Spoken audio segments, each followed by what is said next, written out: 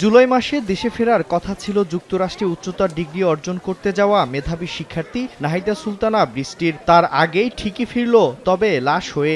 এমন মৃত্যু কিছুতেই মেনে নিতে পারছেন না স্বজনরা। বিকেলে বৃষ্টির নিজ গ্রাম মাদারীপুর সদরের চর গোবিন্দপুর গ্রামে পৌঁছাতেই কান্নায় ভেঙে পড়েন স্বজনরা। বৃষ্টিকে শেষবারের মতো এক নজর দেখতে ভিড় করেন পাড়া প্রতিবেশী ও ছোটবেলার খেলার সাথীরাও। বাদ আসর জানাজা শেষে দাদা দাদির কবরের পাশেই চিরনিদ্রায় শায়িত করা হয় বৃষ্টিকে। শনিবার সকালে রাজধানী ঢাকার হযরত শাহজালাল আন্তর্জাতিক বিমানবন্দরে বৃষ্টির খণ্ডিত মরদেহ পৌঁছালে পরিবারের কাছে হস্তান্তর করেন পররাষ্ট্র সচিব। জানান, বৃষ্টির পরিবারের পাশে রয়েছে সরকার।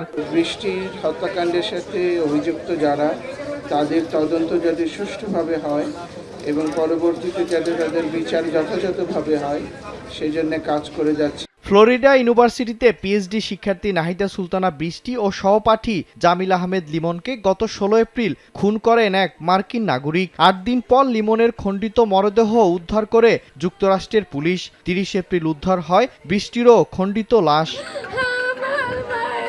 সময় সংবাদ, মাদারীপুর।